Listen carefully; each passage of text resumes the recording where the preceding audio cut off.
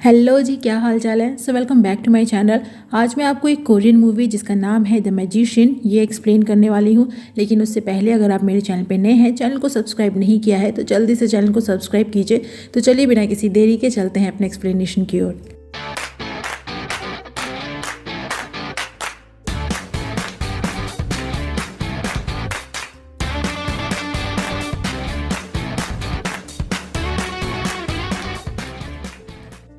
Movie की शुरुआत होती है जोसियन एरा से, जो कोरिया का पुराना नाम था। जोसियन किंगडम और चाइना के किंग किंगडम में युद्ध चल रहा था, जिसमें जोसियन किंगडम हार जाती है और अब उन्हें अपनी एक राजकुमारी की शादी किंग के राजकुमार से करनी पड़ेगी।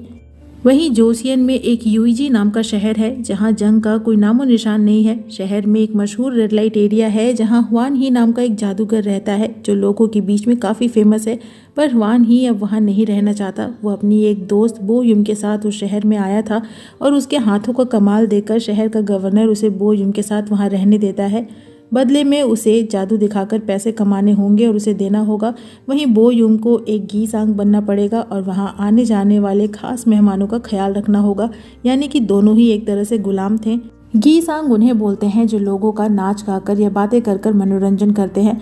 बोयुम देख नहीं सकती, पर उसे एक्यूपेंचर, डांसिंग, सिंगिंग और पाम रीडिंग आती है, जिनसे वो वहां आने वाले लोगों का मनोरंजन करती है, जिस वजह से उसका ज़्यादा समय गवर्नर के साथ ही गुजरता है और वो हुआन ही से दूर होने लगती है।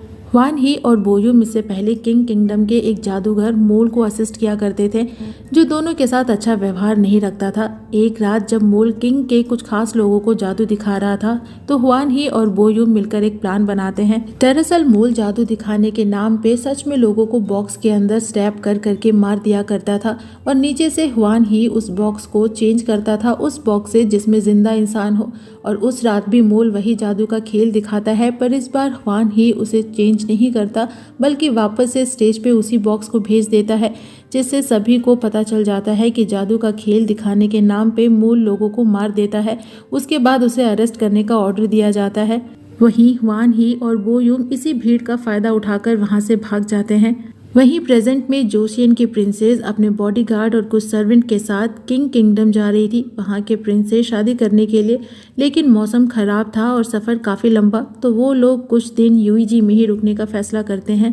प्रिंसेस इस शादी से खुश नहीं थी। उसे लगता है कि उसके माँ बाप ने उसका सौदा कर दिया है।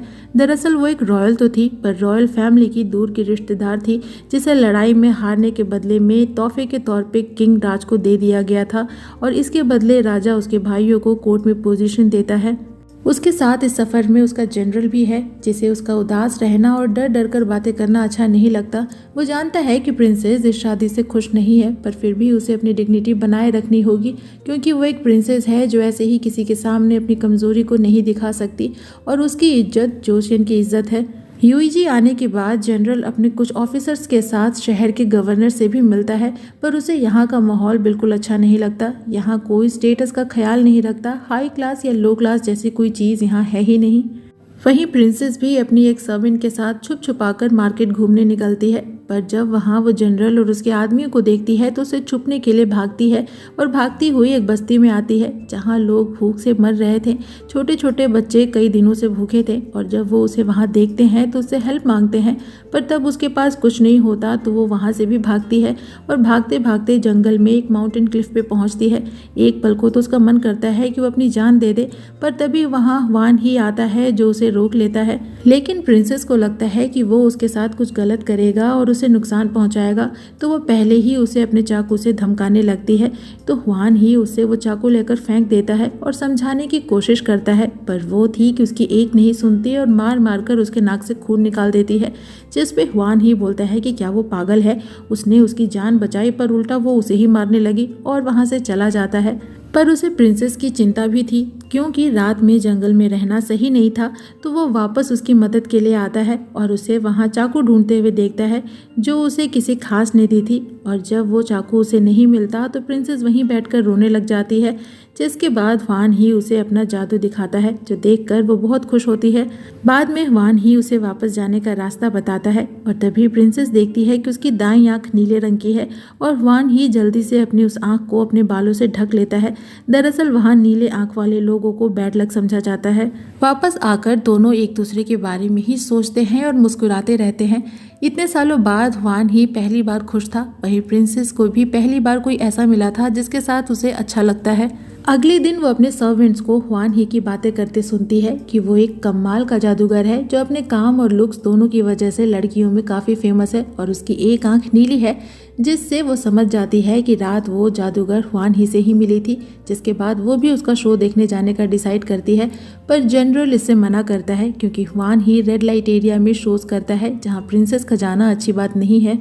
पर आज पहली बार वो एक प्रिंसेस की तरह जनरल को ऑर्डर देती है कि वो इससे परमिशन नहीं मांग रही बल्कि ऑर्डर दे रही है और उसकी सिक्योरिटी का ख्याल रखना उसका काम है, जो देखकर जनरल भी खुश होता है क्योंकि वो फाइनली बोल्ड बन रही थी। जिसके बाद वो अपने कुछ सर्वेंट्स के साथ शो देखने जाती है, पर प्रिंसेस बनकर नहीं बल्कि पैलेस की एक लेडी बनकर। और जब वान ही उसे वहां देखता है तो खुश होता है और उसी के साथ अपना शो करता है, मतलब शो में अपने असिस्टेंट के तौर पे उसे चूज करता है। वो उसे फिर से उसी जगह मिलने बुलाता है जहाँ वो पिछली बार मिले थे, साथ मिलकर उसका खोया हुआ चाकू ढूंढने के लिए। वहीं हम मोल को भी देखते हैं जिसके साथ वान ही पहले काम किया करता था। जो उसकी परफॉर्मेंस को देख रहा था वो उससे अपना बदला लेने वापस आया था। वो गवर्नर को बताता है कि वो भी एक जादूगर है और उसका ये पूरा रेड लाइट एरिया वान ही और उसकी टीम को खरीदना चाहता है। इधर प्रिंसेस फिर से वान ही से जंगल में उसी जगह मिलती है और बोलती है कि वो बस अपना खोया हुआ चाकू ढूंढने आई है। वान ही को प्रिंसेस की सच्चाई नहीं पता, वो उसे पैलेस की एक लेडी समझता है। वहीं जनरल दोनों को मिलते देखता है पर कुछ बोलता नहीं। वान ही प्रिंसेस से पूछता है कि पिछली बार वो जान क्यों देना चाहती थी, जिस पे वो बोलती है कि वो मरना नहीं चाहती थी, लेकिन तब उसे अचानक से ऐसा लगा कि उसे अपनी ये लाइफ खत्म कर देनी चाहिए।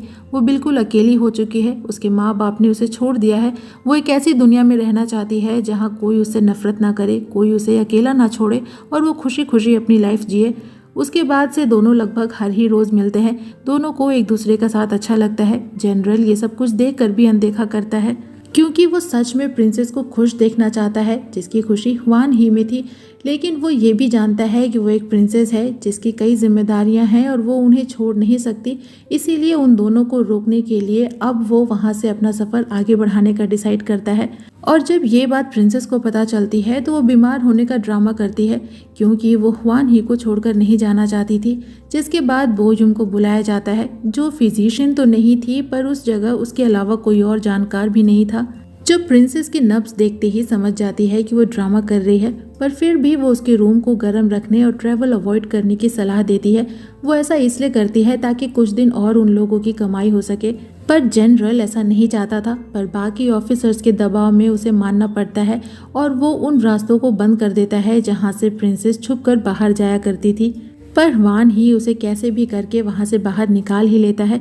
दोनों फिर से जंगल में उसी जगह आते हैं। वो उसे उसकी यानी प्रिंसेस की शादी की बात पूछता है कि क्या शादी के बाद वो और प्रिंसेस वापस जोसियन आएंगे या नहीं। उसे लगता है कि प्रिंसेस जिस हालात में शादी कर रही है वो अपने हस्बैंड के साथ खुश नहीं रहेगी और वो वापस आती है तो दोनों देशों में फिर से लड़ाई होगी। तो अगर वो प्रिंसेस होता तो वो अपनी जान दे देता। पर इन सब बातों से प्रिंसेस दुखी होती है तो वान ही आगे कुछ नहीं बोलता और उसे अपने साथ जंगल में एक ऐसी जगह ले जाता है जहाँ उसने अपने दोस्तों के साथ मिलकर उसके लिए एक सरप्राइज प्लान किया था। वो उसे रस्सी की मदद से जंगल में ऊपर की ओर ले जाता है जहाँ से दोनों पूरे जंगल और उसकी खूबसूरती को देखते हैं। बाद में प्रिंसेस उसे भी मैजिक सिखाने को बोलती है, जिस पे वान ही बोलता है कि मैजिक कोई 1 या 2 दिन में सीखने वाली चीज़ नहीं है, पर फिर भी वो उसे सिखाने की कोशिश करेगा। और फिर से दोनों के मिलने जुलने का सिलसिला चालू होता है। वान ही उसे मैजिक के ट्रिक्स सिखाता है और वो ये ट्रिक्स अपने सर्वेंट्स को दिखाती है। वहीं जनरल उसे खुश देखकर खुश होता है। इधर वान ही के दोस्त भी उसे इतना खुश देखकर सरप्राइज होते हैं और आपस में बातें करते हैं क्योंकि उन्होंने पहले उसे इतना खुश कभी नहीं देखा था। जो बात बोयुम भी सुनती है और उसे लगता है कि अब वान ही किसी और के क्लोज जा रहा है। एक दिन जनरल को उसका एक ऑफिसर बताता है कि लोगों में रूमर्स फैल रहे हैं कि प्रिंसेस रात में कहीं बाहर जाया करती हैं, जिस पे जनरल ऐसे फालतू रूमर्स बंद करने को बोलता है और सबसे पहले जाकर उस बंद रास्ते को खोलता है जहां से प्रिंसेस चोरी छुपे बाहर जाया करती थी। ताकि उसे बाहर जाते हुए कोई ना देखे और फालतू के रूमर्स भी ना फैले। एक दिन प्रिंसेस वान ही से पूछती है कि वो यूईजी जैसे शहर में कैसे आया, जिस पे वो बताता है कि उसकी एक आंख नीली है और उसके जैसे लोगों को बैड लक माना जाता है और एक यूईजी ही ऐसा शहर था जहां उसके जैसे लोग रह सकते थे। वो जब लोगों को जादू दिखाया करता था तो लोग उससे उम्मीदें करते थे, उससे हेल्प मांगते थे, उन्हें लगता था कि उसके पास कोई स्पेशल पावर है। पर सच तो ये है कि ये सब बस ट्रिक्स हैं। उसके पास कोई स्पेशल पावर नहीं है, ना ही वो कोई स्पेशल इंसान है, लेकिन फिर भी वो उसकी हेल्प के लिए सब कुछ कर सकता है। उसे बस उसका ट्रस्ट चाहिए, जो प्रिंसेस उस पर करने लगी थी। वान ही उसे अपने दोस्तों और टीममेट से भी मिलवाता है, जिनके साथ वो एक फैमिली जैसा फील करती है। एक रात जब दोनों जंगल में थे तब जनरल देखता है कि कोई दो लोग उन दोनों का पीछा कर रहे थे और जब वो उन दोनों को पकड़कर उनसे पूछना चाहता है कि उन्हें किसने भेजा है, तब तक कोई उन्हें मार देता है। वहीं बारिश होने के चलते हुआन ही प्रिंसेस को एक बर्ड हाउस में लेकर आता है, जहां पहली बार ही सही पर हुआन ही प्रिंसेस से उसका नाम पूछने की गनीमत करता है। तो प्रिंसेस बोलती है कि उसका कोई नाम नहीं है, वो चाहे तो उसे कोई नाम दे सकता है। जिसके बाद हुआन ही उसे एक नाम देता है, चुंग मायोंग, जिसका मतलब होता है पूनम के चांद की चांदनी, जो पूरे अंधेरे आकाश को रोशनी से भर देती है, ठीक वैसे ही जैसे उसने उसकी अंधेरी लाइफ को उजाले से भर दिया है। यहाँ उसे वो चाकू भी देता है जो उसे बहुत पहले मिल गई थी, पर अब प्रिंसेस उसे नहीं लेती और बोलती है कि वो उसे अपने पास ही रखे ताकि उसके चले जाने के बाद जब भी वो उस चाकू को देखे तो उसे याद करे। एक मिनट यार, रोमांस के बीच में चाकू कौन लाता है? खैर, वान ही उसे हक कर लेता है और कहता है कि वो कभी भी उसे अपने से दूर नहीं करना चाहता और इसी के साथ यहाँ उनकी फर्स्ट किस भी होती है। लेकिन तभी वहाँ बोयूम आ जाती है, जो हुआन ही के क्लोज आने की कोशिश करती है, पर उसे वहाँ किसी और के भी होने का एहसास हो जाता है। उसे पहले से ही डाउट होता है कि हुआन ही जिस लड़की से मिलता है वो प्रिंसेस ही है, तो वो उसे यानी प्रिंसेस को बिना उसका नाम लिए इनडायरेक्टली वॉर्न करती है कि वो जो भी फैसला ले वो सोच समझ कर ले, जिससे उसे आगे चलकर अफसोस ना हो। वापस आने पर जनरल भी प्रिंसेस को समझाता है कि वो जो भी कर रही है उसे वहीं रोक दे और हुआन ही को भूल जाए, क्योंकि वो जोशियन की प्रिंसेस है जिसे किंग के प्रिंस से शादी करनी है और अगर उसका ये सीक्रेट बाहर आ गया तो वो सभी मारे जाएंगे। इसीलिए वो अपने लोगों के बारे में सोचे। हालांकि जनरल भी जानता है कि प्रिंसेस की खुशी हुआन ही में ही है, पर फिर भी वो अपने कर्तव्य से बंधा हुआ है। नेक्स्ट डे हुआन ही को पता चलता है कि प्रिंसेस वापस जा रही है, तो वो बोयूम से हेल्प मांगता है उसे अपने साथ उस सराय में ले जाने के लिए जहां प्रिंसेस रुकी हुई है, ताकि वो उससे मिल पाए। बोयूम अक्सर प्रिंसेस की सेहत देखने वहां जाया करती है। तो नेक्स्ट सीन में बोयूम उसे प्रिंसेस से मिलवाती है और हुआन ही पहली बार उसकी सच्चाई जान पाता है। लेकिन तभी उसे गार्ड्स अरेस्ट कर लेते हैं।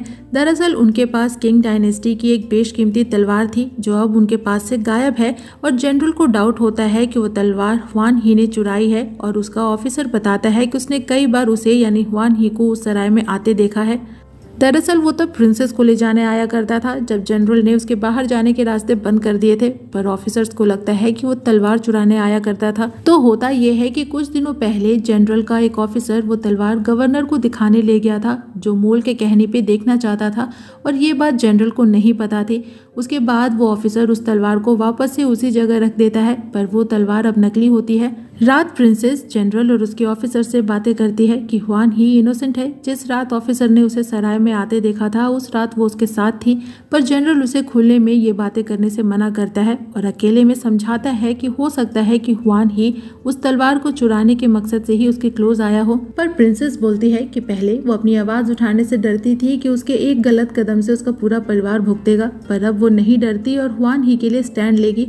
वहीं हुआन ही भी ये सारी बातें सुन रहा था, जिसके बाद जनरल उससे पूछताछ करता है और हुआन ही बताता है कि तलवार उसने नहीं चुराई है, पर हो सकता है कि किसी ने तलवार गवर्नर को दिखाई हो और तब वो असली थी, पर जब उसने उसे म्यान में वापस डाला हो तभी किसी जादूगर ने ट्रिक यूज करके उस तलवार को बदल दिया हो।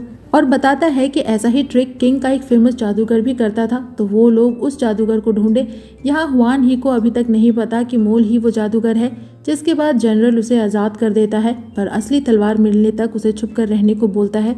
उसके बाद हुआन ही सब कुछ छोड़कर उस शहर से जाने लगता है। हालांकि उसके टीममेट्स बोयूम सभी उसे रोकने की कोशिश करते हैं, पर वो किसी की नहीं सुनता। वहीं प्रिंसेस जनरल से रिक्वेस्ट करती है कि वो एक बार उसे हुआन ही से मिलने दे, वो उसे गुड बाय बोलकर वापस आ जाएगी। तो जनरल भी उसकी हालत को देखकर उसे जाने देता है। जिसके बाद वो जंगल में उसी जगह आती है जहां वो अक्सर हुआन ही से मिला करती थी और वो वहीं उसका इंतजार कर रहा था। वो उसे बताता है कि उसने सुना है कि समुंदर के पार एक ऐसा देश है जहाँ उसके जैसे नीली आंखों वाले लोग रहते हैं। वो उसके साथ वहीं जाना चाहता है जहाँ उसे कोई अलग ना समझे, जहाँ कोई दोनों को ना जाने और दोनों एक साथ खुशी खुशी अपनी लाइफ जी सके। और प्रिंसेस बोलती है कि वो उसकी लाइफ को मीनिंग देता है, वो भी उसके साथ रहना चाहती है, पर ये पॉसिबल नहीं है क्योंकि उसके ऊपर लोगों की जिम्मेदारियां हैं। आज जहाँ वो उसे आखिरी बार मिलने आई थी, हालांकि ह्वान ही उसे रोकने की कोशिश करता है, उसे उसके दिए नाम चंग म्योंग से भी बुलाता है, पर प्रिंसेस बोलती है कि ये उसका नाम नहीं है और वहाँ से चली जाती है। लेकिन ह्वान ही के लिए एक लेटर छोड़कर जाती है जिसमें वो बताती है कि वो चाहे जहाँ भी रहे वो हमेशा उससे ही प्यार करती रहेगी। वो उसकी ज़िंदगी में ठंडे दिनों के सूरज की तरह है जिससे उसे सुकून मिलता है। जिसके बाद ह्वान ही प्रिंसेस के पीछे जाता है जो अपने गार्ड्स के साथ वापस जा रही थी, पर तभी वो वहाँ पे मोल को देखता है जो उसे देखकर मुस्कुराता है और तभी उसे प्रिंसेस की चीखने की आवाज़ आती है और जब वो उधर भागता है तो प्रिंसेस वहाँ से गायब थी और सभी गार्ड्स मारे जा चुके थे। नेक्स्ट सीन में मोल गवर्नर से मिलता है जो उसे बो युम से मिलवाता है और बताता है कि अब से मोल ही उस रेड लाइट एरिया का ओनर है। लेकिन बो युम मोल को टच करते ही समझ जाती है कि वो कौन है। तभी जनरल भी वहां अपने आदमियों के साथ गवर्नर से प्रिंसेस और उस तलवार के बारे में पूछताछ करने के लिए आ जाता है और तब गवर्नर को पता चलता है कि मोल ने उसे फंसाने के लिए तलवार बदल दी थी और अब प्रिंसेस उसके कब्जे में है। तो वो अपने आदमियों को बोलता है मोल को अरेस्ट कर लेने के लिए, पर उसका एक आदमी उसे ही मार देता है जो मोल से मिल चुका है। जिसके बाद मोल बो युम को पकड़ लेता है, पर वो खुद से ही खुद को खत्म कर लेती है क्योंकि उसे पता था कि मोल उसे ह्वान ही के खिलाफ यूज करता। इधर जनरल जब गवर्नर के पास आता है तब तक वो मर चुका था, तो गवर्नर का वो आदमी जिसने उसे मारा था वो बाकी लोगों में ये बोल देता है कि जनरल ने उनके गवर्नर को मार दिया है, जिसके बाद उन लोगों में लड़ाई होने लगती है। वहीं ह्वान ही वापस आता है प्रिंसेस को ढूंढने के लिए और उसे बो युम के बारे में पता चलता है, जिसके बाद वो प्रिंसेस को ढूंढता है, पर मोल उसके साथ जादू का एक खेल खेलता है। वो उसे बार बार प्रिंसेस की परछाई दिखाता है, पर जब ह्वान ही वहां जाता है तो वहां कोई नहीं होता और खुद छुप कर उस पर अटैक करता है। जिसके बाद ह्वान ही जब भी कोई परछाई देखता है तो उसे लगता है कि वो मोल है और वो उस पर अटैक कर देता है, पर वो सभी उसके अपने दोस्त या टीममेट्स होते हैं, यानी मोल उसे बहलाकर उससे उसके लोगों को ही मरवा रहा था। फिर वो अपना आखिरी खेल दिखाता है। वो बीच स्टेज में प्रिंसेस को लिटाकर बांध देता है और उसके ठीक ऊपर रस्सी के सहारे एक बड़ा सा ब्लेड लटकाता है और उस रस्सी में आग लगा देता है। जैसे ही रस्सी पूरी जल जाएगी ऊपर से वो ब्लेड सीधा प्रिंसेस के ऊपर गिरेगी और उसकी मौत हो जाएगी। और ये सब कुछ देखने के लिए वो ह्वान ही को भी ऊपर छत से बांध देता है। थोड़ी देर में रस्सी पूरी जल जाती है और इससे पहले कि वो ब्लेड प्रिंसेस के ऊपर गिरती, ह्वान ही के दोस्त उस पुली को रोक लेते हैं जिससे रस्सी बंधी हुई थी। और इससे पहले कि मोल के आदमी ह्वान ही के दोस्तों को कोई नुकसान पहुंचाता, वहां जनरल आ जाता है और उस आदमी को मार देता है। इधर ह्वान ही भी खुद को छुड़ा लेता है और अब उसके और मोल के बीच में फाइट होती है, पर मोल ह्वान ही से काफी भारी भरकम था और वो उस पर हावी हो रहा था। जिसके बाद ह्वान ही उसे उसी चाकू से जो प्रिंसेस ने उसे दी थी कई बार मारता है और अंत में उसे ही प्रिंसेस की जगह स्टेज पर बांध देता है। जिसके बाद ह्वान ही के दोस्त वो रस्सी छोड़ देते हैं और ब्लेड सीधा मोल के ऊपर गिरती है और उसकी मौत हो जाती है। जिसके बाद जनरल दोनों को वहां से बाहर निकालता है, पर तभी वहां गवर्नर के लोग आ जाते हैं और फिर से यहाँ फाइट चालू हो जाती है। पर जनरल किसी तरह दोनों को बाहर निकालता है और प्रिंसेस से बोलता है कि अब से वो प्रिंसेस नहीं है, वो जैसे चाहे वैसे अपनी लाइफ जी सकती है, पर लोगों की नज़रों में ना आए, और वापस से अपने लोगों के साथ लड़ने चला जाता है ताकि कोई उन दोनों के पीछे ना जा सके। नेक्स्ट सीन में दोनों सबसे छुप छुपाकर जंगल में उसी पहाड़ पे आते हैं जहाँ दोनों पहली बार मिले थे। दोनों थोड़ी देर पहाड़ के नीचे एक साथ देखते हैं। ह्वान ही प्रिंसेस को चंग म्योंग नाम से बुलाता है और ये सीन यहीं कट हो जाता है। थोड़ी देर बाद गवर्नर के आदमी वहां उन्हें ढूंढते हुए आते हैं, पर उन्हें कोई नहीं मिलता।